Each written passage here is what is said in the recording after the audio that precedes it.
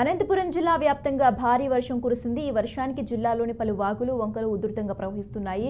పుట్లూరు, ఎల్లనూరు రోడ్డుపై వర్షపు నీరు చేరడంతో గ్రామాలకు రాకపోకలు నిలిచిపోయాయి. తాడిపత్రి, పుట్లూరు రోడ్డులో ఉన్న ఆర్డీటీ కాలనీలోని లోతట్టు ప్రాంతాల్లో ఉన్న 10 ఇళ్లలోకి వర్షపు నీరు చేరడంతో నిత్యావసర వస్తువులు తడిసి ముద్దయ్యాయి.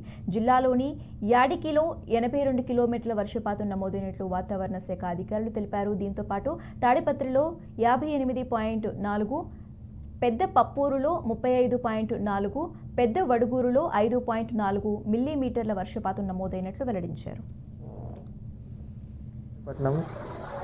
తెల్లవారుజాము నుంచి వస్తున్న భారీ వర్షాల నుంచి నీళ్ళు చాలా ఎక్కువ వచ్చినాయి.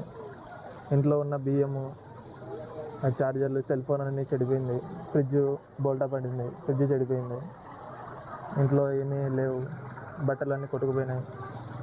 పరిస్థితి చాలా ఇదిగా ఉంది. ఒక్కసారిగా వరద నీళ్ళు ఇళ్ళల్లోకి వచ్చింది. ఏం చేయాలో అర్థం కావడం లేదు. సార్, మేము పుట్టూరు ఆర్టికల్ నుంచి మాట్లాడుతున్నాం. నా పేరు షబీర్ సార్. ఇక్కడ వాన వచ్చినప్పుడల్లా వరద ఎక్కువ పోయి ఇళ్ళలోకి చేరి చాలా పరిస్థితి అతలాకుతలం అయిపోతుంది. తిండికి దొరకడం లేదు సార్. దయచేసి